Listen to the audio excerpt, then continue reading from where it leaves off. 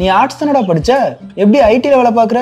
எந்த டிகிரினாலும் பரவாயில்லண்ணா. சென்னையில் இருக்க எஸ்எல்ஏ ஐடி ட்ரைனிங் இன்ஸ்டியூட் தான் நான் ட்ரைனிங் எடுத்தேன். மாதம் 30,000 சம்பாதிக்கிறேன். சூப்பர்டா. For IT training and placement contact 8870767784.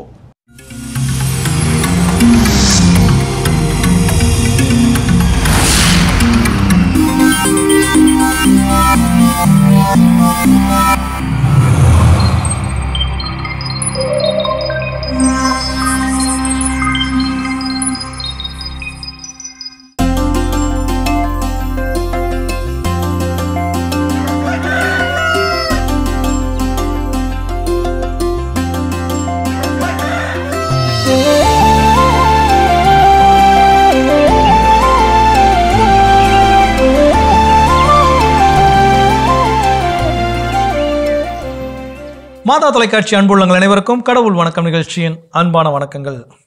வணக்கம் கல்பனா, எப்படி இருக்கிறீங்க? வணக்கம் ஜோ, நான் நலமா இருக்கேன். நீங்க எப்படி இருக்கீங்க? எல்லா நாள் போலவே இன்றைய நாளும் மகிழ்ச்சி உற்சாகமா இருக்கிறோம். எஸ், இந்த உற்சாகத்தோடவே நம்ம கதைக்குள்ள போயிடலாம்.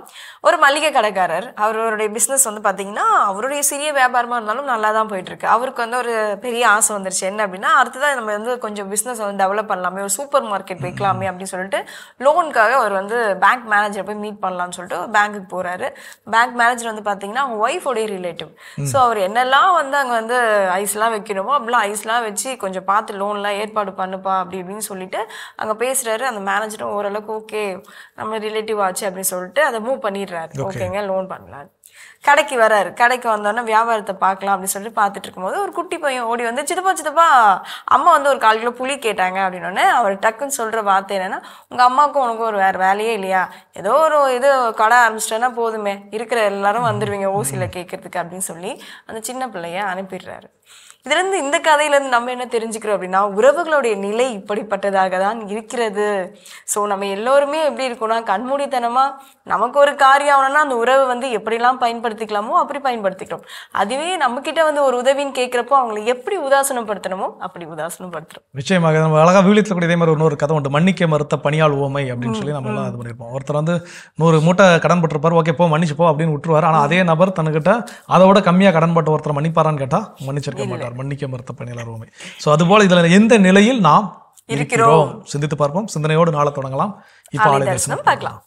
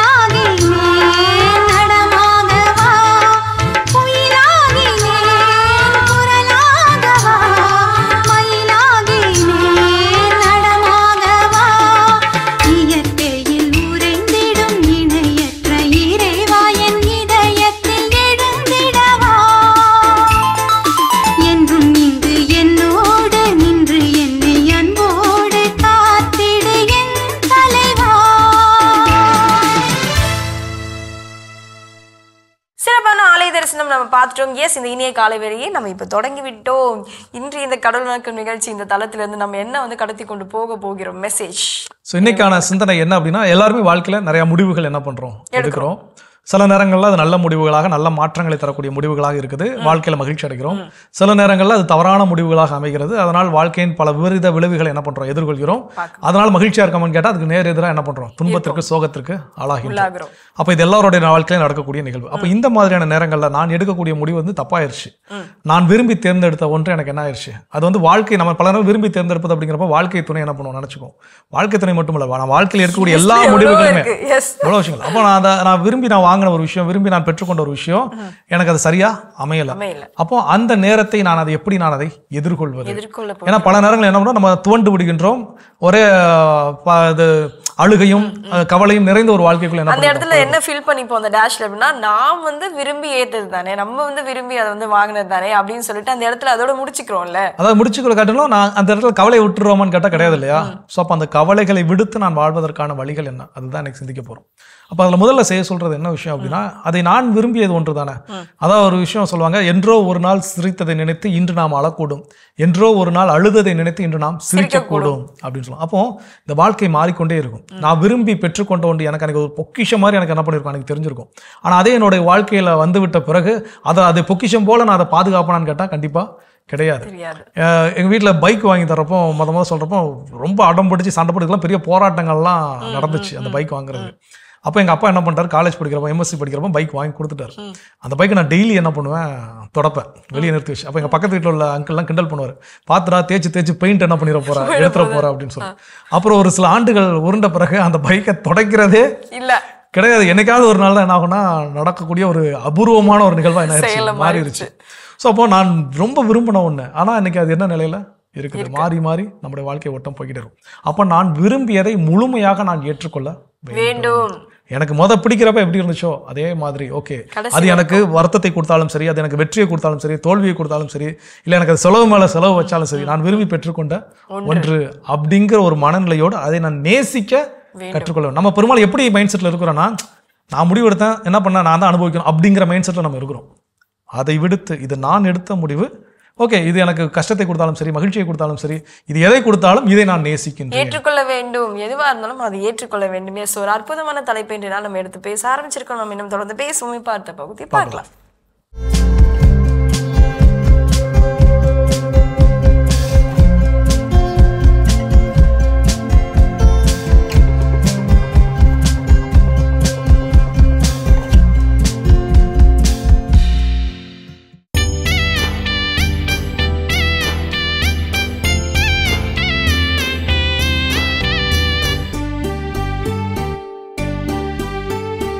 உமது பேரன்பின் பெருக்கினால் கடவுளே எனக்கு பதில் தாரும்.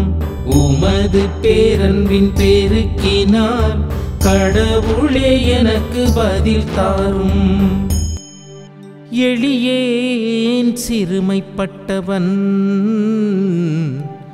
காயமுற்றவன், கடவுளே நீரருளும் மீட்பு எனக்கு பாதுகாப்பாயிருப்பதாக. கடவுளின் பெயரை நான் பாடி புகழ்வேன், அவருக்கு நன்றி செலுத்தி அவரை மாட்சிமைப்படுத்துவேன். உமது பேரன்பின் பெருக்கினால் கடவுளே எனக்கு பதில் தாரும். உமது பேரன்பின் பெருக்கினால் கடவுளே எனக்கு பதில் தாரும். எளியோர் இதை கண்டு மகிழ்ச்சி அடைவார்கள். கடவுளை நாடி தேடுகிறவர்களே, உங்கள் உள்ளம் ஊக்கமடைவதாக. ஆண்டவர் ஏழைகளின் விண்ணப்பத்திற்கு செவிசாய்க்கின்றார். சிறைப்பட்ட தம் மக்களை அவர் புறக்கணிப்பதில்லை. உமது பேரன்பின் பெருக்கினால் கடவுளே எனக்கு பதில் தாரும். உமது பேரன்பின் பெருக்கினால் கடவுளே எனக்கு பதில் தாரும். கடவுள் சீயோனுக்கு மீட்பளிப்பார்.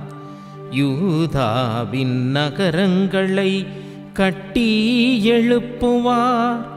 அப்பொழுது அவர்களுடைய மக்கள் அங்கே குடியிருப்பார்கள்.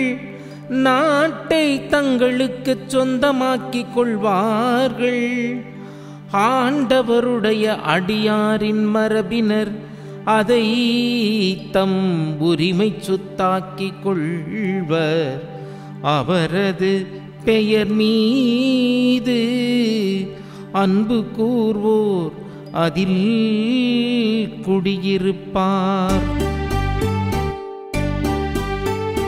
உமது பேரன்பின் பெருக்கினால் கடவுளே எனக்கு பதில் தாரும். உமது பேரன்பின் பெருக்கினால் கடவுளே எனக்கு பதில் தாரும். அன்பிற்குரிய சகோதர சகோதரிகளே, உங்கள் அனைவரையும் இந்த திருப்பாடல் வழியாக சந்திப்பதில் மகிழ்ச்சி அடைகிறேன். நம் ஆண்டவர் இயேசு இன்றைய நாளில் நம் அனைவரையும் ஆசீர்வதிப்பாராக.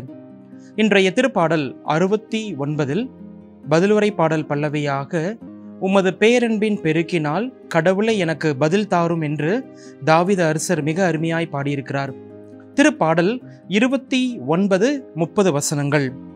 29வது வசனத்தில் எளியேன், சிறுமைப்பட்டவன், காயமுற்றவன், கடவுளே நீர் அருளும் மீட்பு எனக்கு பாதுகாப்பா இருப்பதாக என்று தாவீது அரசர் பாடியிருக்கிறார்.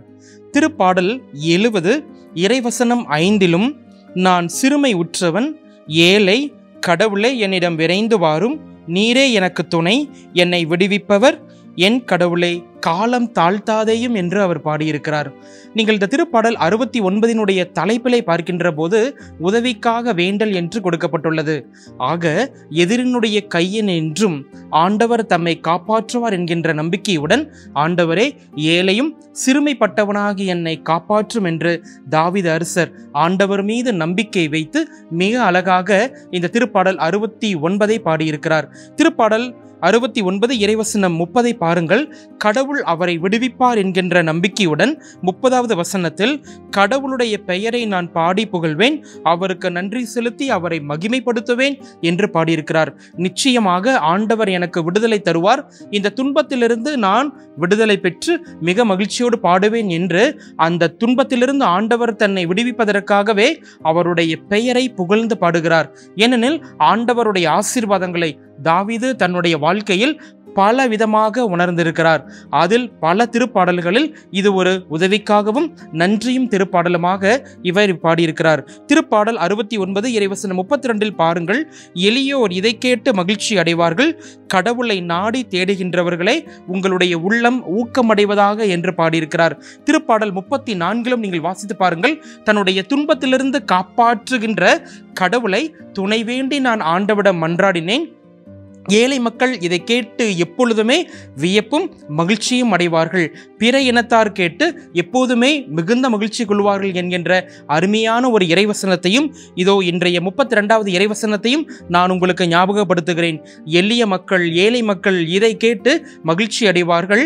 துன்பத்தில் இருக்கின்ற மக்களே நீங்கள் எப்போதுமே ஊக்கமடையுங்கள், உங்கள் கடவுளாகிய ஆண்டவர் உங்கள் நடுவில் நின்று உங்களுக்கு மாபெரும் காரியம் செய்வார் என்று தாவீது அரசர் நம்பிக்கையின் வார்த்தைகளை தருகிறார்.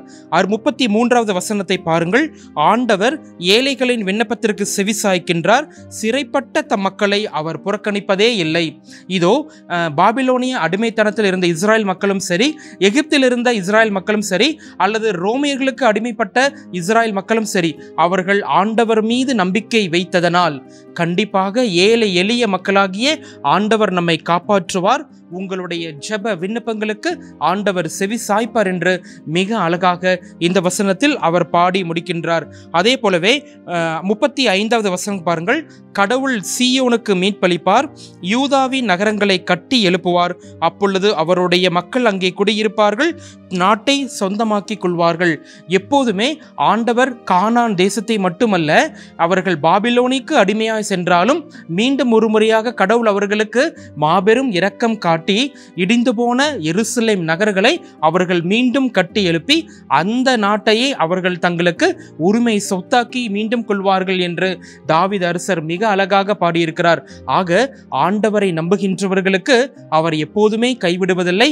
ஏழை எளிய மக்களை செவிசாய்த்து மீண்டும் ஒரு புதிய வாழ்வை தந்து பழைய நிலையில் இருந்த அதே நிலைக்கு மக்களை உயர்த்துகிறார். ஆண்டவரின் மரபினர் அதை உரிமை சொத்தாக்கி கொள்வார்கள். அதன் மீது யாரு? கடவுளுடைய பெயரின் மீது அவர்கள் என்றுமே குடியிருப்பார்கள் என்கின்ற அருமையான ஒரு வார்த்தைக்கேற்ப கடவுளை பெயரை தாங்கி இருக்கிற ஒவ்வொரு மக்களும் அவருடைய பெயராலே சொந்த நாட்டில் எப்போதுமே மகிழ்ச்சியாக குடியிருப்பார்கள். ஆக அன்பு இறைமக்களே, இன்றைய காலில் இப்படி ஒரு துன்பம், இப்படி ஒரு சோர்வு, இப்படி ஒரு வேதனை என்று ஆண்டவர் மீது நம்பிக்கை இல்லாமல் விசுவாசம் இல்லாமல் நாம் இருக்கிறோமா? இன்றைய கால சூழ்நிலைகளில் விசுவாசத்தை அதிகப்படுத்துவோம், நம்பிக்கையை அதிகப்படுத்துவோம், நம்முடைய துணை வேண்டி ஆண்டவரை நோக்கி ஜெபிப்போம்.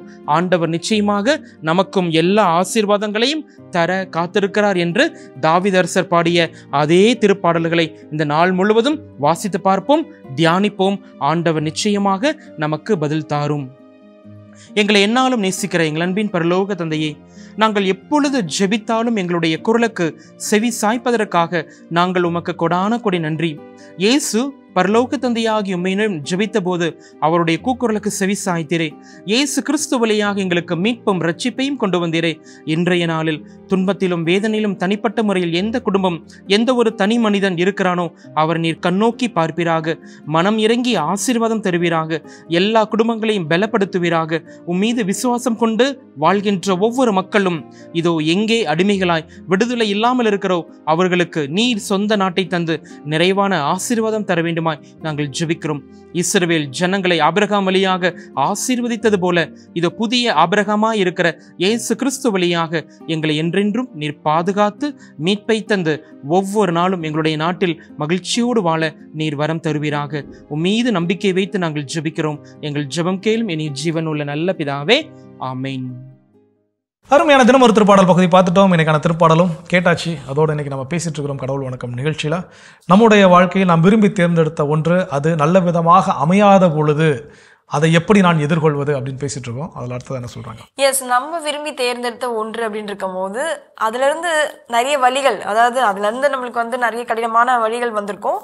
ஆனா அந்த வழிகளை நம்ம விடுத்துட்டு அது கற்றுக் கொடுத்த பாடம் என்ன அப்படின்றது தான் நம்ம எடுத்துக்கணும்.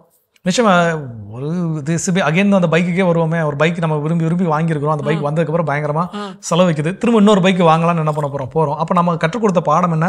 அதில் எதெல்லாம் நான் கவனிக்க தவறினேன், அதை வாங்கியது போல நான் அதில் எதெல்லாம் கவனிக்க தவறுனேன், கவனிக்க மறந்துட்டீங்களே, அதை கிளீன் பண்ணவே மறந்துட்டீங்கல்ல. வாங்கிய பொழுது அது செலவு வைக்கிறதுக்கு என்ன, அது செலவு வைக்கிறதுக்கு எனக்கு என்னென்ன விஷயத்துல நான் ஃபோக்கஸ் பண்ணாம விட்டணும். அதை அடுத்த முறை அப்படிப்பட்ட ஒரு வாய்ப்பு அமைகின்ற பொழுது அதில் நான் என்ன பண்ணணும், இப்படியும் கத்துக்கலான்ற அதை நம்ம தொடைக்காம அப்படியே மெயின்டைன் பண்ணாம விட்டுட்டோம்னா அடுத்து வாங்குறப்போ அதை கரெக்டா மெயின்டைன் பண்ணணும்ன்றது அந்த கற்றுக்கொள்ள பாடத்தை நம்ம எடுத்துக்கணும். கண்டிப்பா நிச்சயமாக. சோபா வாழ்வின் நான் படக்கூடிய துன்பங்கள் நான் விரும்பி தேர்ந்தெடுத்த துன்பமா அப்படின்னே கூட என்ன பண்ணிக்கலாம், நம்ம சொல்லிக்கலாம். அப்படி நான் விரும்பி தேர்ந்தெடுத்த துன்பத்தை எனக்கு கற்றுக் கொடுக்கக்கூடிய பாடம் என்ன, கற்றுக்கொள்வோம். எஸ், நம்ம இன்னும் தொடர்ந்து பேசலாம். இப்ப அடுத்த பகுதி பார்க்கலாம்.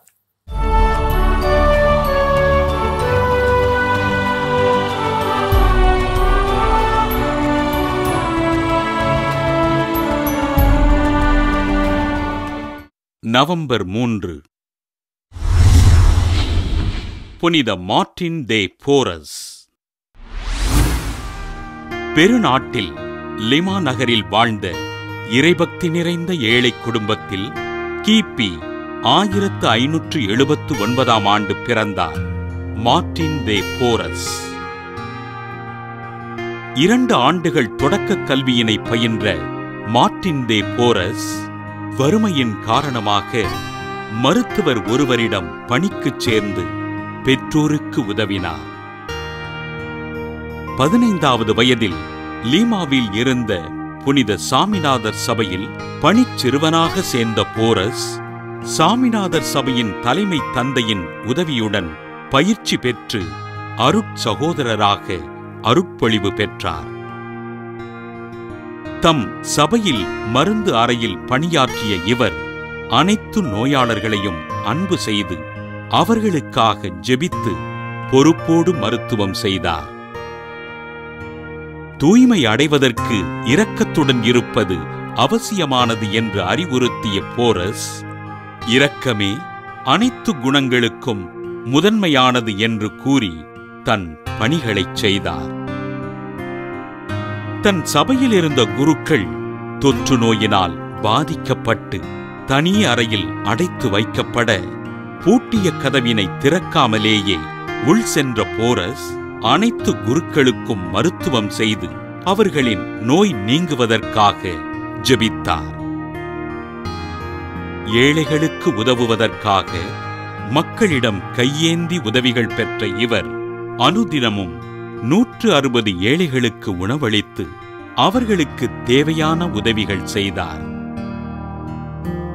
நற்கருணை ஆண்டவரிடம் மிகுந்த பக்தியோடிருந்து நோயுற்ற மக்களின் நோய்களை குணமாக்கிய அருட்சகோதரர் மார்ட்டின் தே போரஸ் கிபி 1639 ஆண்டு நவம்பர் 3ஆம் நாள் விண்ணகம் சென்றார்.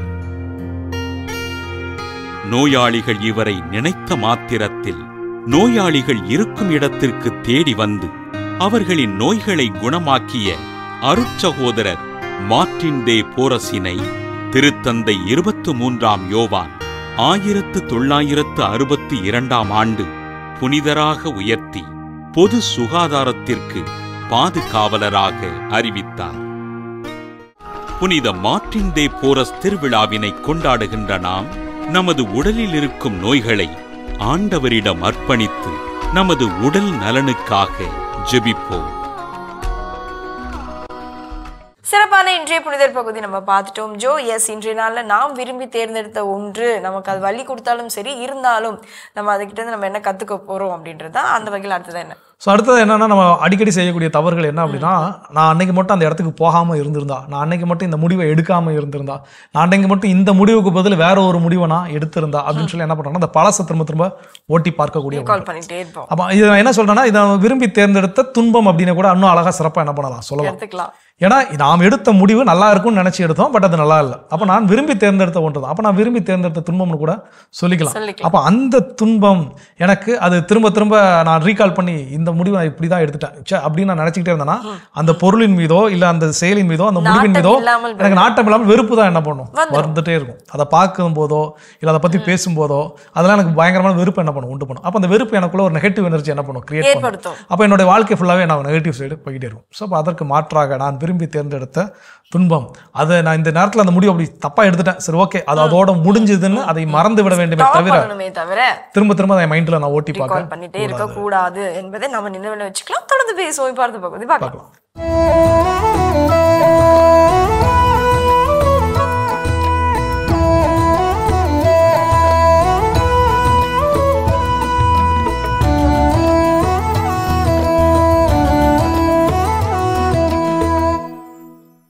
வரம் வேண்டி தவம் இருக்க முடிவு செய்தான் பக்தன். வரம் பெற 7 ஆண்டுகள் தவம் இருக்க வேண்டுமே. காட்டுக்குள் போனான், மரத்தடியில் அமர்ந்தான். 7 ஆண்டுகள் கடும் தவம் புரிந்தான். தோன்றினார் கடவுள். வேண்டும் வரம் கேள் பக்தா. கேட்டான். பறவைகளுக்கு இருப்பது போல் எனக்கும் ரக்கைகள் வேண்டும் பரம்பொருளே. கேட்ட வரத்தை கடாசி விட்டு கம்பி நீட்டி விட்டார் கடவுள். வரம் பெற்ற அடுத்த நொடியில் பறவைகளுக்கு போல் அவனுக்கும் இறக்கைகள் முளைத்து விட்டன. முளைத்த இறக்கைகளை கண்டு இருமாப்பு அடைந்து போனான் பக்தன். இதோ பறக்க போகிறேன் மகிழ்ச்சியோடு வானுயர பனை மரத்தில் ஏறினான்.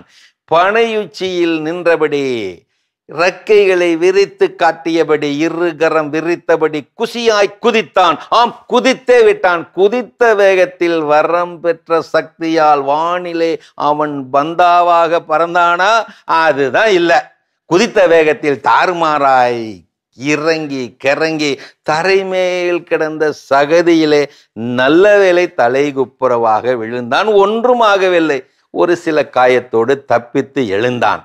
கடவுளை கண்டபடி கடிந்து கொண்டே சொன்னான், வரம் தந்த கடவுள் வசமாய் கோளாறு பண்ணிவிட்டாரே.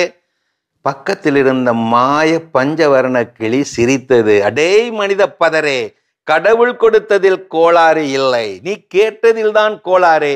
நீ என்ன கேட்டாய்? இறைவா இறக்கைகள் வேண்டும் என்றுதானே கேட்டாய், கொடுத்து விட்டார். இறைவா எனக்கு பறக்கும் சக்தி தா என்றல்லவா நீ கேட்டிருக்க வேண்டும். அப்படி கேட்டிருந்தால் அவர் இறக்கைகளோடு பறக்கும் சக்தியையும் சேர்த்து கொடுத்திருப்பாரே. சரி சரி, ஏதோ தப்பு நடந்து விட்டது. அந்த பறக்கும் சக்தியை பெறுவதற்கு இப்போது நான் என்ன செய்ய வேண்டும் பஞ்சவர்ண கிளியே? முடித்தது அந்த கிளி. அடுத்த முறை போ, தெளிவாய் கேள். அதற்கு முன் போ, போய் இன்னும் 7 ஆண்டுகள் தவம் கிட. அறிவற்ற அதீத பயணம் இனிக்காது, இழிக்கும். ஒரு முட்டாள்தான் மையிருட்டிலே தெரியாத விழிகளை சபித்துக் கொண்டே இருப்பான். அதனால் தான் சொல்லி வைத்திருக்கிறார்கள், 100 அறிவாளிகளிடம் கூட மோதிவிடலாம், ஆனால் ஒரு முட்டாளிடம் மோதுவது சிரமமானது. உன்னை தேடி வந்திருப்பவைகளை புறக்கணித்து விட்டு நீ தேடி அலைவதை அரவணைத்து வாழ்வது அடிமுட்டாள்தனம். கையில் கிடைப்பதற்கு முன்பே கனவுகளை வளர்த்து கொள்ளாதே, ஏனெனில் கையில் கிடைத்தவையே இந்த உலகில் நிரந்தரமில்லை. தூக்கி எறியப்படுகிறாயா? அகமகிழ்ந்து களிகூறு, ஏனெனில் தூக்கி எறியப்படும் அந்த தருணங்கள் தான் பிறர் மனதில் நீ எந்த இடத்தில் இருந்தாய் என யோசிக்க வைக்கிறது. இயற்கை நுண்ணறிவு ஞானத்தை நயமாய் சேகரிப்பதை விட இந்த செயற்கை நுண்ணறிவு அறிவை துரிதமாய் சேகரித்து விடுகிறது. அதுதான் இன்றைய அதிநவீன அறிவின் சோகம். எந்த ஒரு செயற்கை நுண்ணறிவு செயலி பொறிகளும் ஞானத்தோடு செயல்பட போவதாய் இதுவரை தகவல் இல்லை. அருமையான கதைகள் 1000 பகுதி பார்த்துட்டோம். எனக்கான கதையும் சிந்தனையும் கேட்டு தெரிஞ்சுக்கிட்டோம். அதோட நாம் இன்னைக்கு பேசிட்டு இருக்கிறோம், நான் விரும்பி தேர்ந்தெடுத்த ஒரு துன்பம், இல்லை எனக்கு துன்பத்தை தரக்கூடிய ஒரு நிகழ்வோ பொருளோ ஏதோ ஒன்று, அதை நான் எப்படி எதிர்கொள்வது, அதை எப்படி நான் மகிழ்ச்சியாக மாற்றிக்கொள்வது அப்படின்னு சொல்லி பேசிட்டு இருக்கோம். அதில் அடுத்ததான் என்ன சொல்றாங்க? நம்ம விரும்பி தேர்ந்தெடுத்த ஒன்று அப்படின்னு சொல்லும் போது அப்போ நம்ம எவ்வளோ விருப்பமாக அதை நம்ம தேர்ந்தெடுத்திருப்போம் இல்லையா? ஸோ அப்படிப்பட்ட அந்த விருப்பமான ஒன்றிலேருந்து நம்மளுடைய உணர்ச்சிகளையும் சரி, நம்மளுடைய மகிழ்ச்சியும் சரி, அது ரெண்டுமே வந்து பேலன்ஸ் பண்ண கற்றுக்கணும் அப்படின்றது தான். கண்டிப்பாக இதை சொல்லும்போது ஐயா ஏபிஜே அப்துல் கலாம் அவர்கள் ஒரு முறை அவர்கிட்ட ஸ்கூல் பசங்கள்லாம் கேள்வி கேட்டுட்டு இருக்கிறப்போ அதில் ஒரு சிறுவனுடைய கேள்வி, நீங்கள் வந்து ஸ்கூல் காலேஜெல்லாம் கட் அடிச்சிருக்கிறீங்களா, இல்லை உங்களோட ஃப்ரெண்ட்ஸோட ஜாலியாக வெளியெல்லாம் சுற்றி இருக்கிறீங்களா அப்படிலாம் கேட்குறப்போ அவர் சொல்லாது, நான் விரும்பி தேர்ந்தெடுத்த பாடம் படிக்கணும், இதெல்லாம் செய்யணும், இதெல்லாம் கண்டுபிடிக்கணும், ஏதாவது புதுசாக உருவாக்கணுங்கிறது நான் விரும்பி தேர்ந்தெடுத்த ஒன்று. அதற்கு நான் சில விஷயங்கள் என்ன பண்ணணும், இழந்து தான் ஆகணும். அதனால் நீங்கள் சொல்கிற மாதிரி நான் கட் அடித்ததும் கிடையாது, ஃப்ரெண்ட்ஸோட வெளியே ஜாலியாக நேரத்தை பொழுதுபோக்கணும் நான் கிடையாது அப்படிங்கிற ஒரு பதில். அப்போ அதுதான் அந்த பேலன்சிங் மெத்தட். நான் விரும்பி தேர்ந்தெடுத்த பாதை கடினமான ஒரு பாதை. அப்போ அந்த பாதையில் என்னுடைய சுகதுக்கங்கள், சில விஷயத்தை நான் இழந்து விட வேண்டியிருக்கும், சில விஷயத்தை நான் சாக்ரிஃபைஸ் பண்ண வேண்டியிருக்கும், சில விஷயங்கள் எனக்கு கிடைக்காம கூட போயிருக்கும். அப்போ அதையெல்லாம் நான் நன்றி உணர்வோடு எடுத்துக்கொள்ள வேண்டும். ஸோ இது எல்லாமே புனித இஞ்ஞாசியார் சொன்ன மாதிரி தான், எல்லாம் அனைத்தும் இறைவனின் அதிமிக மகிமைக்கே அப்படின்னு அவர் சொன்ன மாதிரி நாமும் இது ஒரு நல்ல விஷயத்துக்காக, இது ஒரு நல்ல விஷயத்துக்காக, இந்த பெயின் இந்த நல்ல விஷயத்துக்காக, இந்த வலி இந்த நல்ல விஷயத்துக்காக நான் அதை என்ன பண்ணுகிறேன், ஏற்றுக்கொள்கிறேன். அதுதான் நன்றி உணர்வோடும் நம்முடைய உணர்ச்சிகளையும் நம்ம உணர்வுகளையும் பேலன்ஸ் பண்ணக்கூடிய ஒரு விஷயம். நம்ம பல நேரங்கள் என்ன அப்படின்னா, எனக்கு வலிக்குது அப்படின்னு உடனே நம்ம என்ன பண்ணுவோம், ரியாக்ட் பண்ணிடுறோம், அதை வேண்டாம் அப்படின்னு சொல்லி ஒதுக்கி தள்ளி வச்சுக்கிட்டு போயிடுறோம். ஸோ அப்போ என்னுடைய உணர்ச்சிகளையும் என்னுடைய நன்றி உணர்வையும் நான் கரெக்டாக அதை மேனேஜ் பண்ண நான் கற்றுக்கிட்டேன், பேலன்ஸ்டாக மேனேஜ் பண்ண கற்றுக்கிட்டேன் அப்படின்னா நான் விரும்பி தேர்ந்தெடுத்த ஒரு கடினமான பாதை கூட எனக்கு மகிழ்ச்சியை என்ன பண்ணும், கொடுக்கும். இது எல்லாத்துக்குமே பொருந்தும். கொஞ்சம் சிந்தித்து பார்த்தால் நமக்கே அது தெரிய வரும். தொடர்ந்து பேசுவோம் பார்த்த பகுதி பார்க்கலாம்.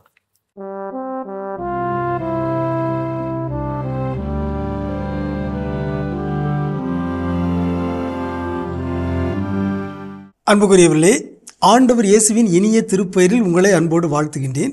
இயேசுவின் ஆளுமை என்னும் தொடரில் இயேசுவின் வல்லமை பற்றி நான் தொடர்ந்து பகிர்ந்து வருகிறேன். இயேசுவின் ஆளுமையில் அவருடைய வல்லமைக்கு ஒரு பங்கு இருந்தது. அவர் தூய ஆவியின் வல்லமை உடையவராக இருந்தார். அவருடைய செயல்களில் வல்லமை இருந்தது, அவருடைய போதனையில் வல்லமை இருந்தது, அவர் எங்கும் நன்மை செய்து கொண்டே சென்றார், பிழிதீர்க்கும் வல்லமை அவரிடம் இருந்தது என்றெல்லாம் விவிலியம் நமக்கு இயேசுடைய ஆளுமையை பற்றி, அந்த ஆளுமையில் தூய ஆவியாருடைய வல்லமைக்கு இருந்த பங்கை பற்றி பல செய்திகளை சொல்கிறது. இன்று நிறைவாக வலுவின்மையில் வல்லமை என்னும் வியப்பான ஒரு செய்தியை உங்களோடு பகிர்ந்து கொள்ள விரும்புகின்றேன். நாம் எல்லோருமே வல்லமை மிக்கவர்களாக வாழ வேண்டும் இயேசுவை போல. அந்த வல்லமை வலுவின்மையிலும் வெளிப்பட வேண்டும். பவுலடியாருடைய ஒரு மன்றாட்டை நாம் பார்க்குறோம். 2 கொரிந்தியர் 12:9 பவுலடியார் கடவுள்கிட்ட மன்றாடுறார், என்னுடைய துன்பத்தை இந்த முள்ளை அகற்றிவிடும். அப்பொழுது கடவுள் சொல்கிறார் 2 கொரிந்தியர் 12:9, என் அருள் உனக்கு போதும், வலுவின்மையில்தான் வல்லமை நிறைவாய் வெளிப்படும். வலுவின்மையில்தான் வல்லமை நிறைவாய் வெளிப்படும். நல்ல அருமையான ஒரு செய்தி, நம்ம எல்லாருக்கும் தேவையான ஒரு செய்தி. பல நேரங்களில் நாம் வலுவின்மையை உணர்கின்றோம். நம்முடைய உடலில் வலுவின்மை, நம்முடைய மனதில் வலுவின்மை, ஆன்மாவில் வலுவின்மை, பொருளாதாரத்தில் வலுவின்மை. இந்த வலுவின்மையில் கடவுளுடைய வல்லமை வெளிப்படுகிறது என்று இறைவார்த்தை நம்மை ஊக்கப்படுத்துகிறது. இயேசுடைய வாழ்விலும் அவர் வலுவின்மையை அனுபவித்தார். பாவம் தவிர மற்ற அனைத்திலும் இயேசு நம்மைப் போல வாழ்ந்தார். எனவே தான் அவர் ஒரு சிறந்த ஆளுமையாக திகழ்கிறார், பேராளுமை. அவரும் வலுவின்மையை தன் வாழ்வின் பல நேரங்களில் அனுபவித்தார். உடல் சோர்வை அனுபவித்தார், உள்ளச் சோர்வை அனுபவித்தார், ஆன்ம சோதனைகளை அனுபவித்தார், பசியுற்றார், தாகமுற்றார், ஓய்வின்றி உழைத்தார். அவருடைய வாழ்வில் பல நேரங்களில் அவர் வலுவின்மையை அனுபவித்தார். ஆனாலும் வலுவின்மையிலும் கடவுள் வல்லமையை தருகின்றார்.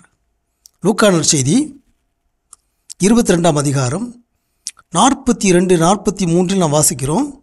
ஒலிவ மலையில் இயேசு மன்றாடுகிறார். தந்தையே, 42, உமக்கு விருப்பமானால் இத்துன்ப கிண்ணத்தை என்னிடமிருந்து அகற்றும், ஆனாலும் என் விருப்பப்படி அன்று உம் விருப்பப்படியே நிகழட்டும் என்று தன்னையே, தன்னுடைய வலுவின்மையை கடவுளுடைய வல்லமைக்கு முன்பாக அர்ப்பணிக்கின்றார், ஒப்பு கொடுக்கின்றார்.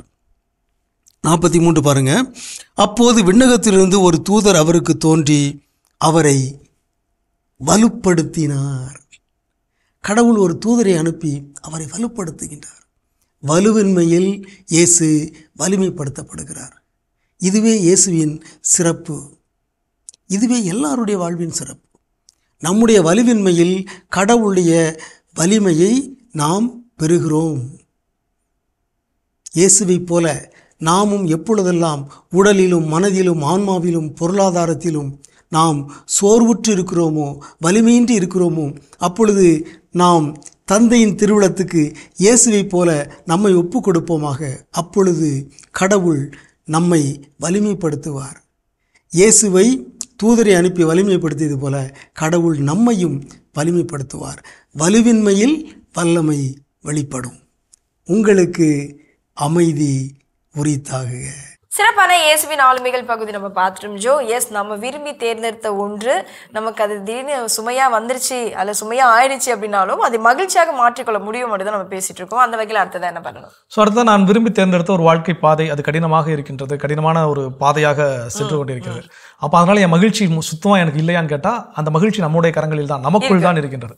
பல நேரங்களில் நாம் நம்மளுடைய மகிழ்ச்சியை மற்றவங்க கிட்ட என்ன பண்ணிட்டு இருக்கோம், தேடிட்டு இருக்கிறோம். அது ஒரு நாளும் கிடைக்கவே கிடைக்காது. ஏன்னா நம்முடைய மகிழ்ச்சி நம்ம ஒவ்வொருவருக்குள்ளும் இருக்கின்றது. அப்போ அதை வெளிக்கொண்டு வருவன்னா சின்ன சின்ன மகிழ்ச்சியான விஷயங்களை நான் உருவாக்க கற்றுக்கொள்ள வேண்டும். தண்ணியில் போய் அடியில் முத்து எடுக்க போறவங்களாம் அப்பப்போ அந்த முத்து கிடைக்கிற வரைக்கும் தண்ணிக்குள்ளே தான் இருப்பாங்களான்னா கிடையாது. தேடுவாங்க, அப்போ மேலே வருவாங்க, அப்புறம் மூச்சை எடுத்துக்குவாங்க, திரும்ப விடம் போடுவாங்க, கீழே போவாங்க, தேடுவாங்க, அப்படி தான் எடுத்துகிட்டு வரணும். அப்போ அது போல் நான் என்னோட கடினமான வாழ்க்கை பார்த்து நான் என்ன பண்ணிட்டேன், தேர்ந்தெடுத்துட்டேன். அப்போ அது போய்கிட்டே இருக்கிறப்ப அப்பப்போ அந்த முத்து குளிக்க மூழ்குபவர்கள் மேலே வந்து மூச்சு காற்றை சுவாசித்துக்குள்ள வருவது போல சில நேரம் நண்பர்களோட ஸ்பெண்ட் பண்ணணும். சில நேரங்கள் ஃப்ரெண்ட்ஸோட வெளியே அவுட்டிங் போக வேண்டிய விருப்பம் இருக்குதா, போயிட்டு வாங்க. ஐஸ்கிரீம் சாப்பிடணும் போல தோணுதா, நம்மளுக்கு மகிழ்ச்சி தரக்கூடிய தருணங்கள் எதுவா இருக்கோ அது சின்ன சின்ன விஷயங்கள். ஏன்னா நான் வாழ்க்கையில் எடுத்த முடிவு கஷ்டமா இருக்குங்கிறது நான் வாழ்க்கை முழுக்க வந்து கஷ்டத்தை அனுபவிக்கணும் எந்த தலைவிதியும் கிடையாது. அப்போ சின்ன சின்ன மகிழ்ச்சிகளை உருவாக்க கற்றுக்கொள்கின்ற பொழுது நான் தேர்ந்து கொண்ட பாதை கடினமாக இருந்தாலும் அந்த பயணம் செய்யக்கூடிய ஆற்றலை இந்த சின்ன சின்ன மகிழ்ச்சி எனக்கு என்ன பண்ணும். கண்டிப்பா இதுல குறிப்பிடத்தக்கது என்ன அப்படின்னா, இதை வந்து கிரியேட் பண்றது, உருவாக்குறது வந்து மத்தவங்க யாரும் வந்து செய்ய மாட்டாங்க, நாமே வந்து கிரியேட் பண்ணிக்கணும். எல்லா நேரத்திலுமே நம்ம விரும்பி தேர்ந்தெடுத்த ஒன்று நம்ம கூடவே இருக்கு, அது ஒரு துணையா கூட இருக்கட்டுமே. ஃபார் எக்ஸாம்பிளுக்கு அதுக்காக நம்ம வந்து அது வந்து இப்போதைக்கு அது வந்து ஒரு வழி கொடுக்குறவங்களா இருக்காங்க, இல்ல அது ஒரு கடினமான பாதையில நம்ம அந்த ரிலேஷன்ஷிப் போயிட்டு இருக்கு அப்படின்றப்போ இருக்கிறப்போ அது வந்து நம்ம என்ன பண்ணணும், எப்போ பாரு அதை ஃபைட் பண்ணிட்டோம் இல்லை சண்டை போட்டுக்கிட்டோம் நம்மளுடைய வாழ்க்கையோட நிம்மதி இழந்து மகிழ்ச்சி இழந்துட்டு இல்லாமல் நம்மளுடைய மகிழ்ச்சி மறுபடியும் மீட் எடுக்கணும் என்ன அப்படின்னா அதுக்கு நம்ம என்ன பண்ணணும்னா அவங்கள போகிற போக்கில் விட்டுறணும். ஓகே அவங்க அப்படிதானா, ஓகே அந்த கேரக்டர் அப்படிதான் இருக்கும், மாற்ற முடியாதா, அப்போ நம்ம கேரக்டர் நம்ம இருந்துப்போம் அப்படின்ட்டு. நிச்சயமா பல நேரங்கள் நம்ம என்ன பண்றோம்னா நாம் எடுத்த முடிவுகள் கடினமான வாழ்க்கை பாதையை தேர்ந்தெடுத்து பயணிக்கின்ற பொழுது அதை முட்டி மோதி சரி செய்ய வாய்ப்பே கிடையாது. இங்கே ஒருவர் அதாவது பழைய திரைப்பட பாடல் தான், திருடனாய் பார்த்து திருந்தாவிட்டால் திருட்டை ஒழிக்க முடியாதுன்னு சொல்ற மாதிரி நான் விரும்பிய வாழ்க்கையை நானா பார்த்து என்ன பண்ணணும், மாற்றத்தை உண்டு பண்ண வேண்டும். அந்த மாற்றம் என்னில் இருந்து தான் என்ன பண்ணணும், தொடங்கணும்.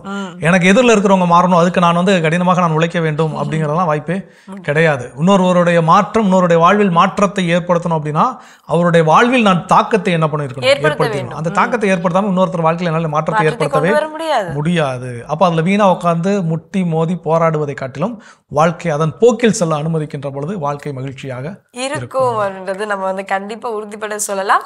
தொடர்ந்து பேசும் பார்த்த பகுதி பார்க்கலாம்.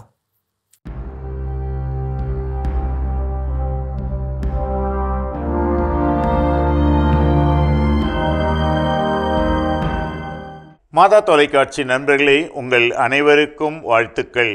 வாழ்வை நாம் அறிந்து கொள்ள மட்டுமல்ல அனுபவிக்கவும் தெரிந்து கொள்ள வேண்டும்.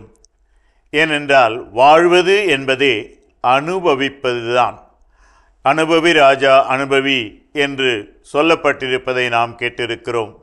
ஆம் அன்பர்களே, நம் வாழ்வை நாம் அனுபவிக்க வேண்டும். அப்படி உண்மையாகவே ஒருவர் தன் வாழ்வை அனுபவிக்க வேண்டும் என்றால் அதற்கு ஒரு தடை இருக்கிறது. அந்த தடை என்ன என்பதை கோண்டோர்செட் என்ற அறிஞர் இதோ நமக்கு இங்கே தெளிவுபடுத்துகின்றார்.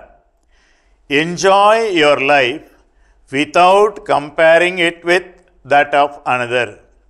இன்னொருவரின் வாழ்வோடு ஒப்பிட்டு பார்க்காமல் உன் வாழ்க்கையை அனுபவி. அப்போதுதான் உன்னால் அந்த அனுபவிக்க முடியும். எனக்கு தெரிந்த ஒரு மாணவன் மிக அழகாக பாடக்கூடிய திறமை அவனுக்கு உண்டு. பல பாடல் போட்டிகளிலே அவன் கலந்து கொண்டு பரிசும் பெற்று இருக்கிறான். ஒரு நாள் இதே போன்ற ஒரு போட்டிக்கு பக்கத்து நகரத்திலே சென்று அந்த போட்டியிலே கலந்து அவன் திரும்பி வீட்டுக்கு வந்த பொழுது நான் அவனை சந்தித்தேன். ஒரு மாதிரி முகமெல்லாம் வாட்டமாக இருந்தது. ஏன், என்னப்பாச்சு, ஏன் ஒரு மாதிரி இருக்க? ஃபாதர், நான் நல்லா தான் ஃபாதர் பாடினேன், ஆனால் எனக்கு செகண்ட் ப்ரைஸ் தான் கிடைச்சிது, இன்னொருத்தனுக்கு முதல் பரிசு போய்விட்டது என்றான். அப்போ நான் அவன்கிட்ட கேட்டேன், நீ நல்லா பாடின அப்படின்னு சொல்லி உனக்கு தெரியுதா, உன்னால் உணர முடியுதா? அருமையாக பாடின ஃபாதர், அன்னைக்கு நல்லா தயார் பண்ணி என்னுடைய குரல் அந்த அணுக்கங்கள் எல்லாம் கரெக்டாக கொடுத்து நல்லா பாடினேன்.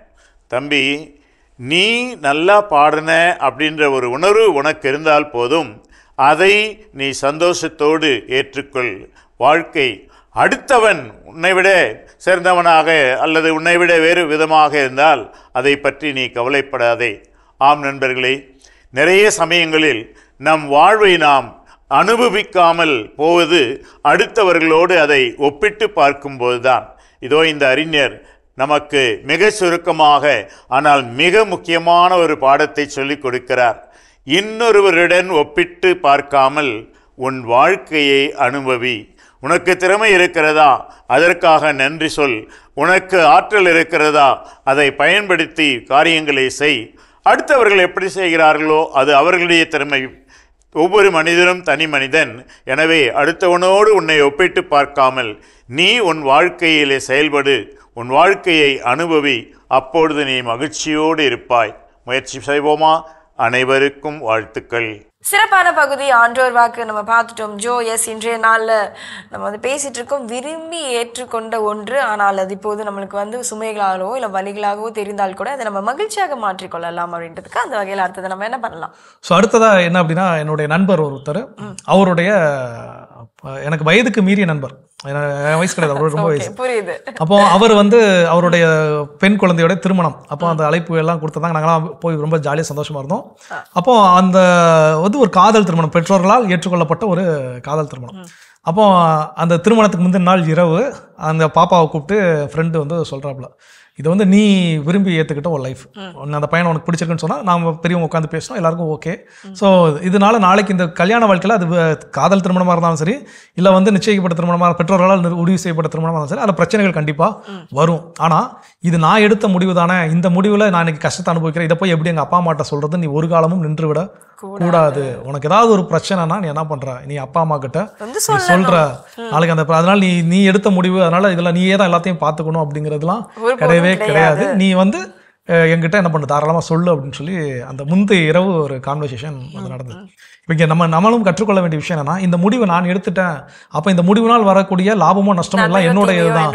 ஒருவேளை அதில் நஷ்டம் நிறையா இருக்குது, வழிகள் நிறையா இருக்குதுன்னா அந்த குற்ற உணர்ச்சி நான் என்ன பண்ணிக்கூடாது, ஆளாகி கொள்ளக்கூடாது. நான் எடுத்த முடிவு, அதனால தான் என் தலைவிதி இப்படி ஆயிடுச்சு, இது நான் எடுத்த முடிவு. எங்கள் அப்பா அம்மா பேச்சை கேட்டிருந்தா, இல்லை என்னுடைய அண்ணனை பேச்சை கேட்டிருந்தேன், எங்கள் அக்கா பேச்சை கேட்டிருந்தேன், நண்பருடைய பேச்சை கேட்டு, இப்படிலாம் வந்து நாம குற்றப்படுத்திக் கொள்வதற்கு பதிலாக இது நான் எடுத்த முடிவு, இதனுடைய விளைவுகள் எப்படி இருக்குது, அதை நான் பொறுப்பை எடுத்துக் கொள்கிறேன் அந்த மனநிலையோடு. அப்போ அதுக்கு தீர்வு அப்படிங்கிறப்போ ஓகே, இதுக்கு போய் ஃப்ரெண்டுகிட்ட திரும்ப அட்வைஸ் கேட்டால் கண்டிப்பாக ஃப்ரெண்டுகிட்ட போனோம் அப்படின்னா வேணா கிண்டல் பண்ணுவான், ஏன்டா நான் சொல்கிறப்ப ஏன்டா அப்படி போய் முடிவு எடுத்தேன், ஏன்டா அந்த வண்டியை போய் வாங்கினேன், இல்லை ஏன்டா இந்த மாதிரி இப்படி இந்த இடத்துக்கு போனேன், நான் இதுதான் போக வேணான்னு சொன்னல வேணா நம்ம என்ன பண்ண கிண்டல் பண்ணலாம், ஓட்டலாம். ஆனால் அதற்கான தீர்வை நண்பன் என்ன பண்ணுவான், கொடுப்பான். ஓகே, இது இப்படி ஆயிடுச்சா, இதை இப்படி சரி செய்யலாம், இதுக்கான வாய்ப்பு இருக்குது. ஸோ அப்போ நான் குற்ற உணர்ச்சி எடுத்துக்கிட்டேன்னா நான் அதே இடத்துல தேங்கி நின்று விடுவேன். அப்போ அதை விடுத்து இந்த முடிவு என்னால் எடுக்கப்பட்டது, இதனுடைய விளைவுகளுக்கு நான் பொறுப்படுத்திக் கொள்கிறேன் அப்படிங்கிற மனநிலையோடு நாம் ஏற்றுக்கொண்டால் தீர்வு கிடைக்கும். தீர்வு கிடைத்தால் மகிழ்ச்சி கிடைக்கும். கண்டிப்பா மீண்டும் தொடர்ந்து இதை பத்தி பேசுவோம். இப்ப அடுத்த பகுதி பார்க்கலாம்.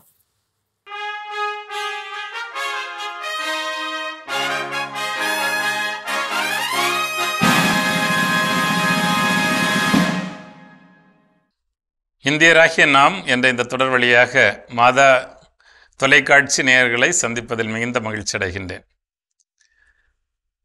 இதுவரையிலும் நாம் ஒன்றியத்தின் பல்வேறு அமைப்புகளை பார்த்து கொண்டிருக்கின்றோம். குடியரசுத் தலைவர், பாராளுமன்றம், அந்த இரு அவைகள், நீதிமன்றம், குறிப்பாக உச்ச நீதிமன்றத்தை பற்றி பார்த்திருக்கிறோம். ஒன்றியத்தில் இன்னும் ஒரு முக்கியமான நபர் என்று கருதப்படுபவர் யார் என்று சொன்னால், கண்ட்ரோலர் அண்ட் ஆடிட்டர் என்று சொல்லப்படுகின்ற இந்திய தணிக்கை துறை தலைவர். அவரை பற்றி பிரிவு 148, 149களில் மிக தெளிவாக விளக்கமாக சொல்லப்பட்டிருக்கின்றது. நம்ம எல்லோருக்கும் தெரியும், பல லட்சம் கோடிகளை கொண்ட பொருளாதாரம் இன்றைக்கு 3 ட்ரில்லியன் தாண்டி போய் கொண்டிருக்கிறது. வெகு சீக்கிரமாக 5 ட்ரில்லியன் எக்கானமி ஆகிவிடுவோம் என்று நாம் சொல்லி கொண்டிருக்கிறோம்.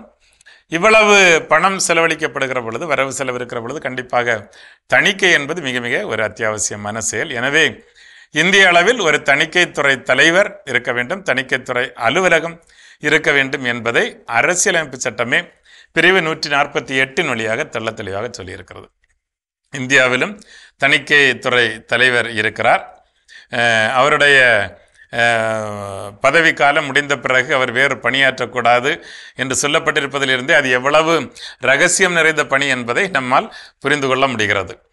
அவரை பதவியிலிருந்து நீக்குவது கூட எளிதான காரியம் அல்ல. அவரை பதவியிலிருந்து நீக்க வேண்டும் என்றாலும் ஒரு உச்ச நீதிமன்ற நீதியரசரை பதவி நீக்கம் செய்வதற்கு என்ன வழிமுறைகளை பாராளுமன்றம் பின்பற்ற வேண்டுமோ அத்தகைய கடுமையான நெறிமுறைகளை பின்பற்றித்தான் ஒரு தணிக்கைத்துறை தலைவரையும் அவர்கள் நீக்க முடியும் என்கிற அளவிற்கு அதிகாரம் படைத்த ஒரு பதவியாக இருக்கிறது. அவருடைய பணிகளாக நாம் பிரிவு 149 பார்க்கிறோம். குறிப்பாக மத்திய மாநில அரசுகளினுடைய எல்லா வரவு செலவு கணக்குகளையும் தணிக்கை செய்கிற பொறுப்பு இந்த தணிக்கை குழு தலைவருக்கு இருக்கிறது. அப்படின்னா அவர் மட்டும் இல்லை, அவர் சார்ந்த அலுவலகம் இந்தியா முழுவதும் அது இருக்கிறது, தணிக்கைத்துறை அலுவலகம் இருக்கிறது, அவர் தலைவராக இருப்பார்.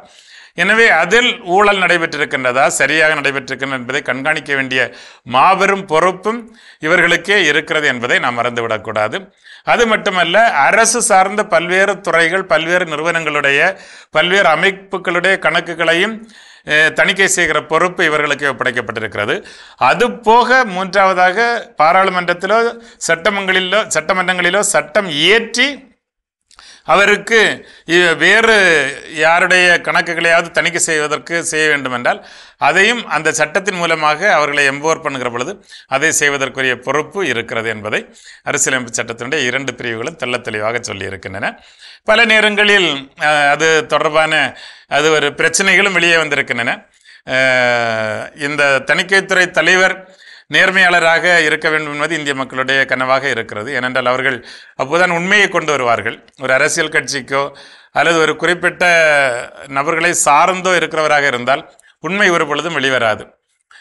ஏற்கனவே இந்தியாவை இந்த சிஏஜி என்று சொல்லப்படுகிற இந்த தணிக்கைத்துறையினுடைய அறிக்கை தான் பல 10 ஆண்டுகளாக உலுக்கி கொண்டே இருக்கிறது. பல ஊழல் வழக்குகள் இதன் வழியாக வெளியே வந்திருக்கின்றன. அவற்றில் எவ்வளவு தூரம் உண்மை இருக்கிறது என்று மக்களுக்கே தெரியாது. அது அரசியல் லாபங்களுக்காக அவை பயன்படுத்தப்படுகிற பொழுதெல்லாம் மக்கள் தான் ஏமாளிகளாக மாறிக்கொண்டிருக்கிறார்கள். அரசியல் லாபங்களுக்காக இந்த துறைகள் தவறாக பயன்படுத்தப்படுகிற பொழுதெல்லாம் இந்திய நாட்டினுடைய பணம் தான் விரயமாக போய்கொண்டிருக்கிறது நாம் உணர வேண்டும். அவர் யாருக்காக வேலை செய்கிறார், எங்கே உட்கார்ந்திருக்கிறார் என்று சாதாரண மக்கள் நினைப்பது தவறு. ஏனென்றால் இது நம் ஒவ்வொருடைய வரிப்பணம், நம்முடைய வியர்வையின் பணம், நாம் உழைத்து உருவாக்குகிற பணம், நாம் வரி கட்டுவதால் உருவாகிற பணம். இவை மக்களுடைய நலனுக்காக செலவாக்க வேண்டிய பணம், மக்களுடைய வளர்ச்சிக்காகவும் எதிர்காலத்தினுடைய நலனுக்காகவும் செய்ய வேண்டிய பணம். இதெல்லாம் யாரோ எப்படியோ அடித்து கொண்டு போகிறார்கள் என்றால் அதை வெளிக்கொண்டு வர வேண்டிய பெரிய பொறுப்பில் அமர்ந்திருப்பவர் தான் இந்த தணிக்கைத்துறை தலைவர்.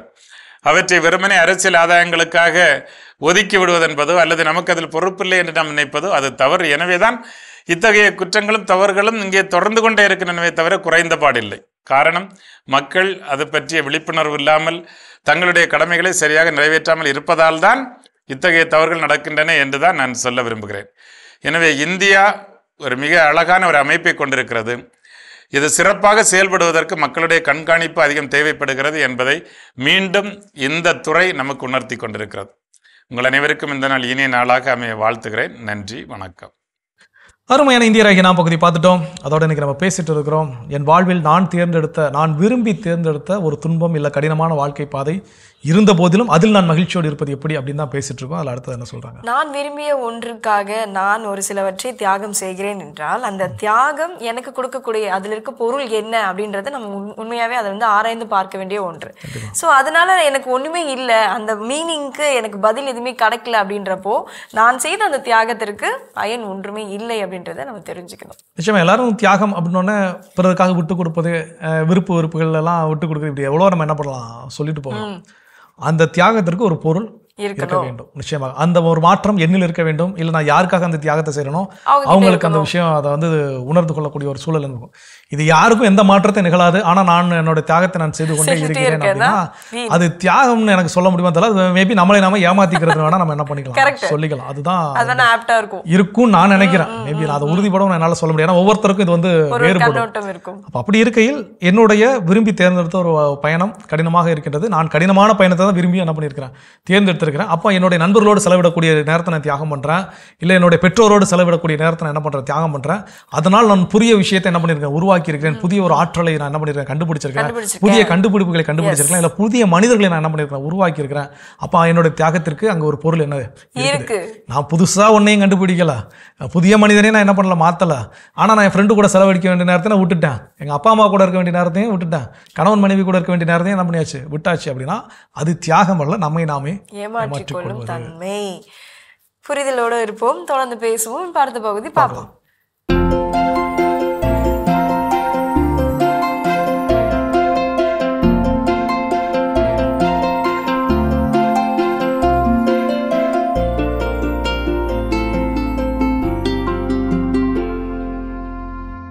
அனைவருக்கும் வணக்கம்.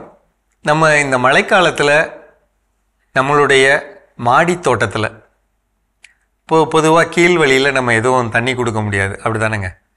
நிறைய மழை பெஞ்சிட்டே இருக்கும், கீழே தண்ணி கொடுக்க முடியாது. ஆனால் என் செடி ஃபுல்லாக மஞ்சளாக மாறி இருக்கு. ஒரு என்ன சொல்லுது, தெளிவான பச்சை இல்லை, பூக்கள் சரியாக வரல, காய்கள் சரியாக வரமாட்டேங்குது, ஒரு இயல்பா இல்லை என் பயிர் அப்படின்னு உங்களுக்கு மனசுக்கு பட்டா, மாதம் 4 முறை ஒவ்வொரு வாரமும் கண்டிப்பாக கொடுக்க வேண்டிய முக்கியமான பொருள்கள் மொத்தம் 10 லிட்டரு அப்படின்னு கணக்கு வச்சுக்கிட்டோம்னா, இந்த சூடோமோனாஸ்னு ஒரு பவுடர் இருக்கும், அது ஒரு 100 கிராம் போட்டுக்கலாம். பவுடராக போட்டுக்கலாம், திரவம் வேண்டாம், பவுடராக போட்டுக்கோங்க. ஒருவேளை திரவமாக தான் இருக்குது அப்படின்னா 100 மில்லி போட்டுக்கிட்டிங்கன்னா, இந்த முட்டை ஓடு இருக்கு இல்லைங்களா, அந்த முட்டை ஓடை நல்லா காய வச்சுக்கிட்டிங்கன்னா, தூளாக்கிக்கிட்டிங்கன்னா, ஒரு 10 லிட்டருக்கு ஒரு 5 ஸ்பூனு போட்டு ஊற வைக்கலாம். இந்த பூண்டு தோல் இருக்கு இல்லைங்களா, பூண்டு தோல் எவ்வளோ கிடைக்குதோ அது உள்ளே போட்டுக்கலாம். வெங்காயத்தோட தோல் அது போட்டுக்கலாம் 10 லிட்டருக்கு. அது கூட பஞ்சகாவியா அல்லது ஈயம் கரைசல் அல்லது மீன் அமிலம் அல்லது பழ கரைசல் என்ன இருக்கோ 200 மில்லி கலந்துக்கலாம். ரொம்பவும் முக்கியமாக சோலு பார் அப்படிங்கிற போரான் பவுடர் இருக்கும். சோலு பார் அப்படிங்கிற போரான் பவுடர் வாங்கி வச்சுக்கோங்க. 10 லிட்டருக்கு 200 கிராம் கலந்துக்கலாம். இந்த அமைப்பை உங்களுடைய எல்லா பயிர்கள் மேலேயும் தெளிக்கலாம். தரைவழி நிறைய தண்ணி நிற்கிறப்ப, மழை நிறைய பெய்கிறப்ப வேர்லேருந்து சத்து எடுக்காது பயிர். அது மூச்சு விட முடியாமல் இருக்கும், அப்போ எடுக்காது. இலையிலிருந்து தான் எடுக்கும். அப்போ நம்ம தெளிக்கிறப்ப தான் இலை நல்லாயிருக்கும். நம்ம இந்த ஒன்று முட்டை பவுடர் கொடுக்குறப்ப அல்லது சூடோமோனாஸ் பவுடராக கொடுக்குறப்ப அந்த கால்சியம் பவுடர் வந்து ஒவ்வொரு இலையோட திடனை அதிகரிக்கும். அது கூட நான் சொல்கிற இந்த ஹியூமிக் பவுடரை சேர்த்திங்கன்னா சிலிக்கான்னு இன்னொரு கோட்டிங் வந்துடும், அது இன்னும் திடமாக வந்துடும். சோலு பாருங்கிற போரான் பவுடரை கொடுக்குறப்ப இன்னும் திடமாக வந்துடும். அப்போ எந்த பூச்சி கடிக்காது, நோய் வராது, காய்கள் உருண்டு வரும், பூக்கள் நல்லா ஃப்ரெஷ்ஷாக நல்லா இருக்கும். வேரில் எந்த விதமான சத்துக்கள் மழை பெஞ்சு அதோட சத்துக்கள் பூமிக்குள்ளே போனாலும் இந்த இலைகள் மூலமாக அது தெளிவாக இருக்க வாய்ப்பு இருக்குது. அதனால் தயவுசெய்து இந்த பொருள்களை முன்கூட்டியே வாங்கி கையில் வைங்க, அதை கொடுங்க. என்னென்ன பொருள் வாங்கணும்?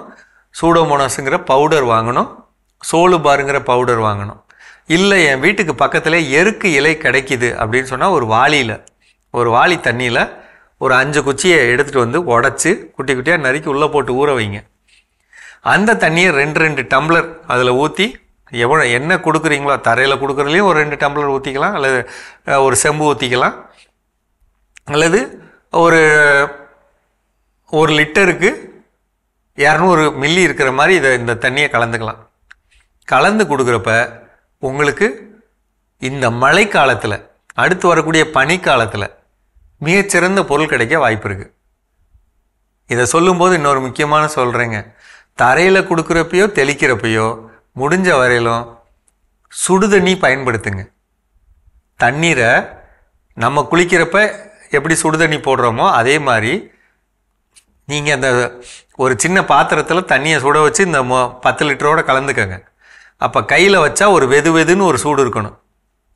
வெதுன்னு சூடு இருக்கணும். ரொம்பவும் கொதிக்கிற சூடெல்லாம் இல்லைங்க, வெதுன்னு சூடு வச்சு இந்த பொருள்களை கலந்து இலை மேலே தெளித்தாலோ, இந்த வெதுங்கிற சூட்டில் தரையில் ஊற்றுனாலோ நீங்கள் சொன்னது நடக்கும், கேட்கும். நீங்கள் பச்சை தண்ணியாக நீங்கள் கொடுத்தீங்கன்னா கேட்காது.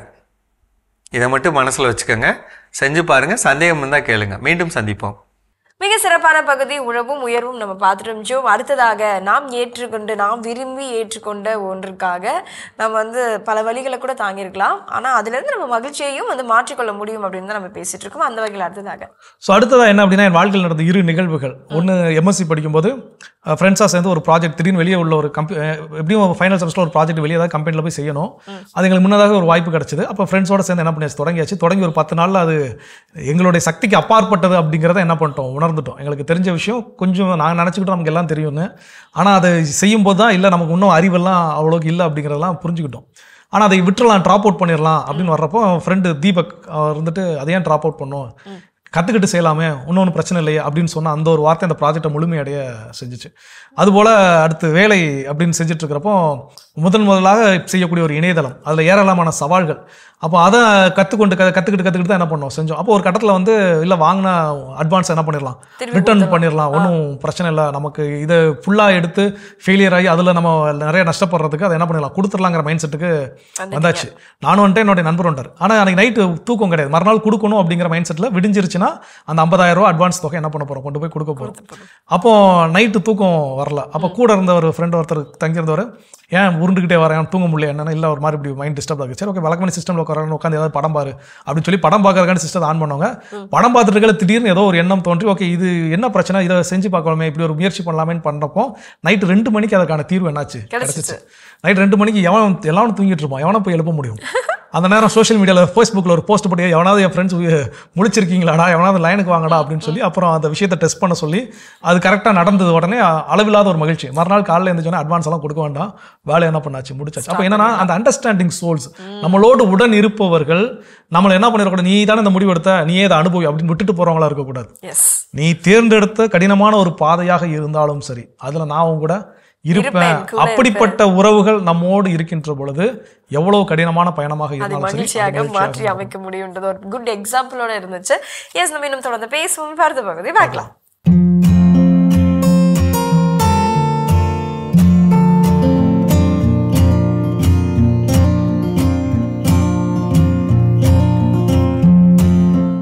அன்பான மாதா தொலைக்காட்சி நேயர்களுக்கு வணக்கம்.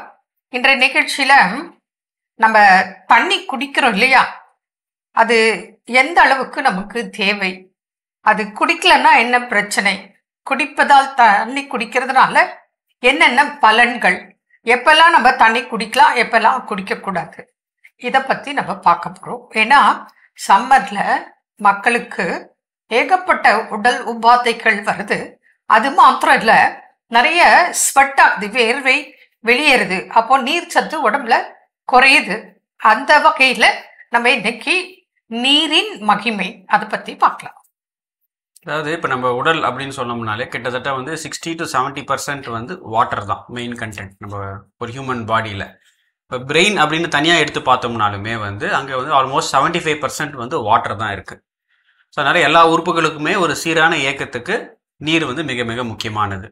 நம்ம உடலில் பார்த்தீங்க அப்படின்னா அந்த வாட்டரோட என்ன ஃபங்க்ஷனாக பண்ணுது அப்படின்னா, வாட்டர் வந்து முதல்ல வந்து நமக்கு இருக்கக்கூடிய அந்த ஊட்டச்சத்துக்கள் நம்ம சாப்பிட்றோம், அந்த பிளட் சர்க்குலேஷன் மூலமாக எல்லா இடத்துக்கும் அந்த ஊட்டச்சத்துக்களை கொண்டு போகுது. ஸோ அந்த டிரான்ஸ்போர்ட் ஃபேஸ் ஒரு முக்கியமான ஒரு ஃபங்க்ஷனாக இருக்குது. இது இல்லாமல் பார்த்தீங்கன்னா வந்து நமக்கு அந்த டெம்பரேச்சர் ரெகுலேஷன், உடல் உஷ்ணம் அதிகமாகிறத வந்து அதை ரெகுலேட் பண்ணுறதுக்கு அந்த வாட்டர் யூஸ் ஆகுது. அதே போல் வந்து நமக்கு லூப்ரிகேஷன், இப்போ ஜாயின்ஸ்லாம் இருக்குது அப்படின்னு சொன்னால் அந்த ஒரு கிரீஸ் போட்ட மாதிரி அதுக்கும் வந்து வாட்டர் ரொம்ப ரொம்ப அவசியம்.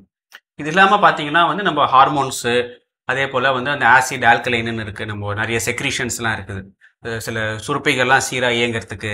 அதே போல் நம்மளுடைய ஸ்கின் டெக்ஸ்சர், நம்ம தோல் வந்து ட்ரை ஆகாமல் இருக்கிறதுக்கு. ஏன்னா அது வந்து நார்மல் ஸ்ட்ரென்த்தில் மாய்ஸ்சரோடு இருந்தால் தான் அதில் வெடிப்பு வராமல் இருக்கும். ஸோ உள்ள கிருமிகள் உள்ளே போகாமல் இருக்கிறதுக்கு அதுவே வந்து ஒரு தடுப்பாக செயல்படுது. இது மாதிரி பல ஃபங்க்ஷன்ஸ் இருக்குது. அதே போல் நம்ம சாப்பிடும் உணவு செரிமானத்துக்கும் தண்ணீர் மிக மிக அவசியம்.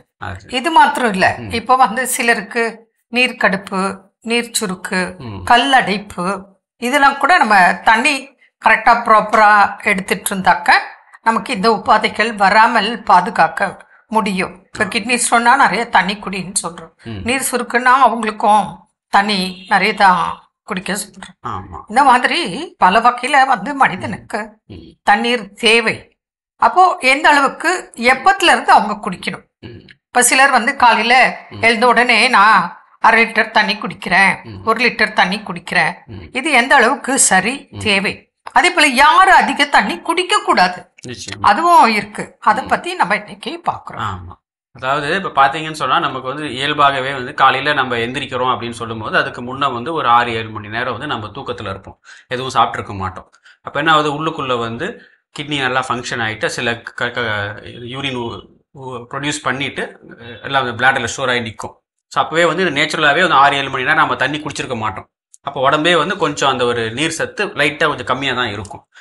ஆமாம். ஸோ காலையில் எந்திரிச்ச உடனே ப்ரஷ் பண்ணிவிட்டு நல்லா ஒரு சாதாரணமாக வந்து 2-3 டம்ளர் தண்ணி, ஒரு 1/2 லிட்டர் தண்ணி வரைக்கும் தாராளமாக எல்லாருமே குடிக்கலாம்.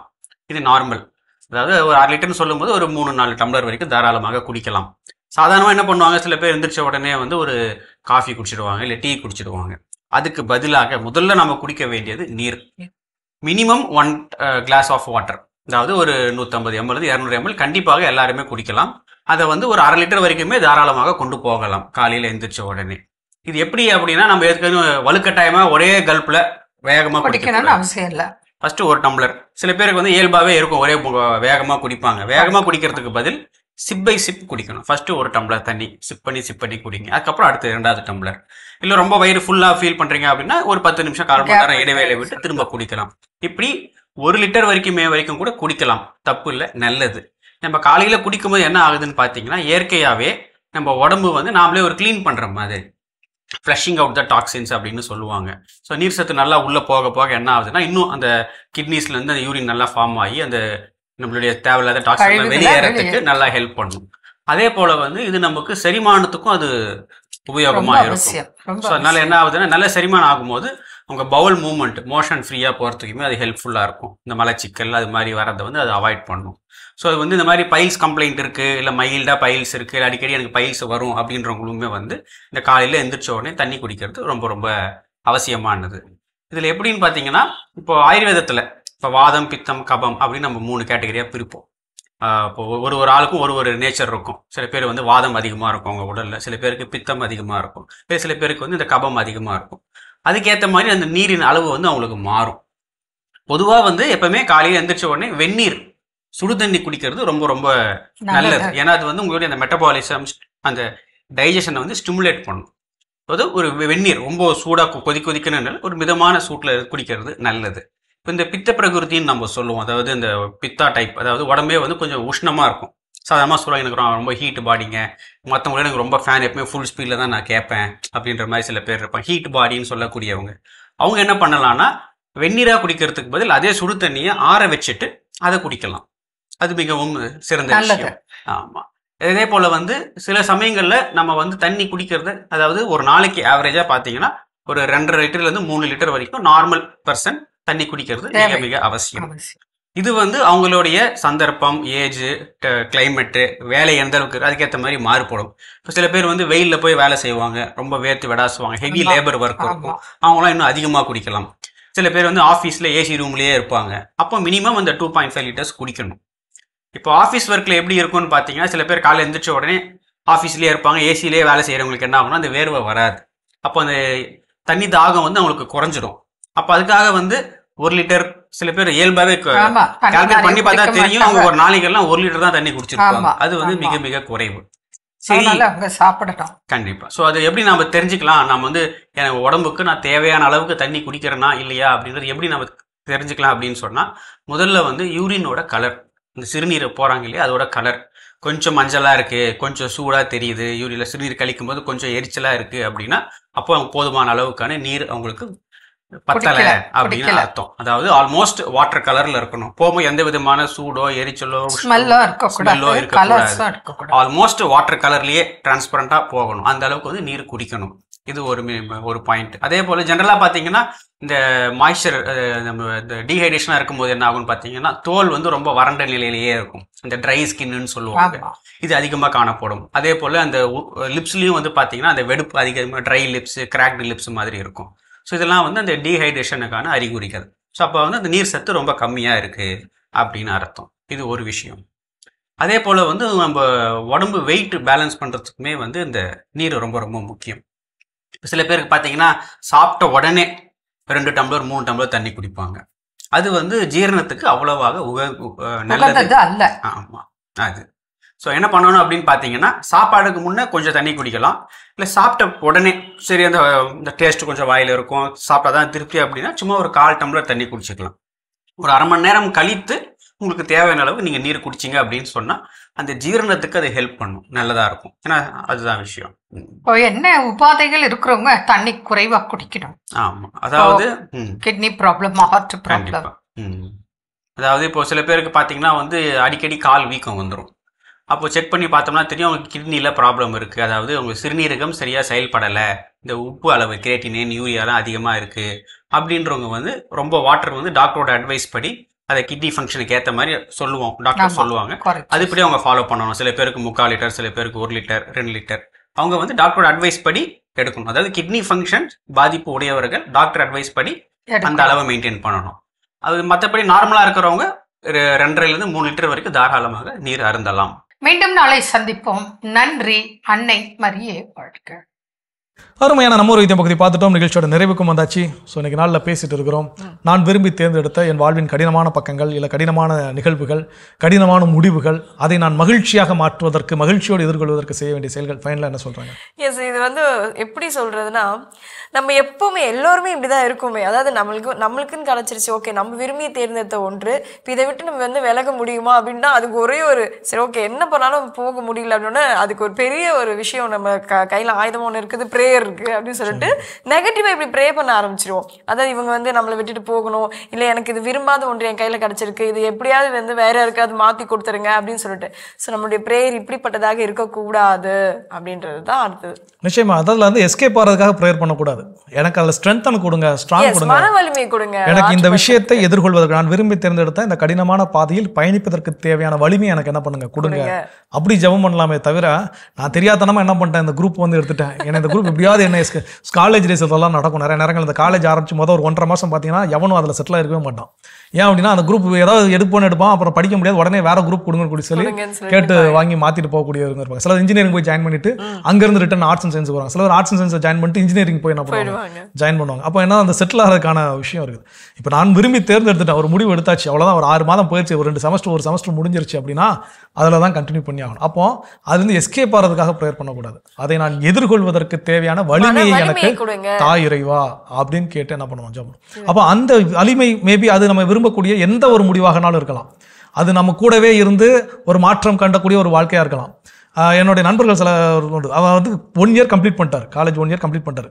ஆனால் அவருடைய தேடல் என்பது என்னோட கம்ப்யூட்டர் சயின்ஸ் குரூப்ல இல்லை, விஸ்காம்ல இருக்குன்னு தெரிஞ்சாரு. உடனே என்ன பண்ணார், டிஸ்கண்டினியூ பண்ணி நெக்ஸ்ட் இயர் என்ன பண்ணாரு, அடுத்த விஸ்காம்ல திரும்ப ஃபர்ஸ்ட் இயர்ல இருந்து என்ன பண்ணாரு, ஜாயின் பண்ணாரு. ஸோ அப்போ இது என்ன முடிவை நம்ம விரும்புகிறோமோ அந்த முடிவு என்ன பண்ணும், அது கொடுக்கும். அப்போ அதை எதிர்கொள்ள வேண்டும்.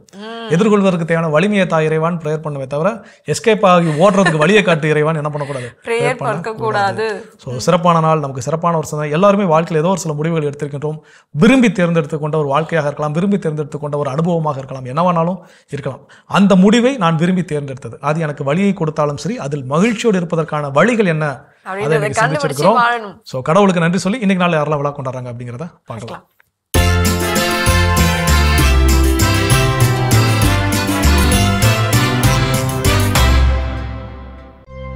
ஜோசப் எட்மண்ட், சகாய ஆல்வின் இன்று தங்களது 25ஆம் ஆண்டு திருமண நாள் வெள்ளி விழாவினை கொண்டாடுகிறார்கள். இவர்களை வாழ்த்துபவர்கள் பிள்ளைகள், குடும்பத்தினர், உறவினர்கள் மற்றும் நண்பர்கள். ஸ்விதின் இன்று தனது 3ஆம் ஆண்டு பிறந்த நாளினை கொண்டாடுகிறார். இவரை வாழ்த்துபவர்கள் அப்பா, அம்மா, சுஷாந்த், குடும்பத்தினர், உறவினர்கள் மற்றும் நண்பர்கள். ஷார்வின் மோனிஷ் இன்று தனது 3ஆம் ஆண்டு பிறந்த நாளினை கொண்டாடுகிறார். இவரை வாழ்த்துபவர்கள் அப்பா டேவிட், அம்மா டெல்பி, அக்கா மரிஷா மோனி, அண்ணன் அக்வீன், தாத்தா அருட்பணியாளர் அல்போன்ஸ், தாத்தாக்கள், பாட்டிகள், மாமா, அத்தை, பெரியப்பாக்கள், பெரியம்மாக்கள், குடும்பத்தினர், உறவினர்கள் மற்றும் நண்பர்கள். அன்பானவர்களே, இன்று விழா கொண்டாடும் உங்கள் அனைவருக்கும் இறைவன் தரக்கூடிய அன்பான பரிசு எசாயா 41:10. அஞ்சாதே, நான் உன்னுடன் இருக்கிறேன், கலங்காதே, நான் உன் கடவுள், நான் உனக்கு வலிமை அளிப்பேன், உதவி செய்வேன், என் நீதியின் வழக்கரத்தால் உன்னை தாங்குவேன். இந்த இறையாசியோடு நீங்கள் வாழ நாங்கள் ஜெபிக்கிறோம். அன்பானவர்களே, வாழ்வின் துன்பங்களை எதிர்கொள்வோம், இன்பங்களை காண்போம் என்ற இந்த சிந்தனையோடு இன்றைய கடவுள் வணக்கம் நிகழ்ச்சியை நாங்கள் நிறைவு செய்கிறோம். இந்த நாள் இனிய நாளாக அமைய மாதா தொலைக்காட்சியின் வாழ்த்துக்களும் ஜெபங்களும். மீண்டும் உங்களை கடவுள் வணக்கம் நிகழ்ச்சியில் சந்திக்கும் வரை உங்களிடமிருந்து விடைபெறுகின்றோம். இயேசுவுக்கே புகழ். மரியே வாழ்க. நீ ஆர்ட்ஸ் தானடா படிச்ச, எப்படி ஐடில வேலை பார்க்குற? எந்த டிகிரினாலும் பரவாயில்லண்ணா. சென்னையில் இருக்க எஸ்எல்ஏ ஐடி ட்ரைனிங் இன்ஸ்டியூட் தான் நான் ட்ரைனிங் எடுத்தேன். மாதம் 30,000 சம்பாதிக்கிறேன். சூப்பர்டா. For IT training and placement, contact 8870767784.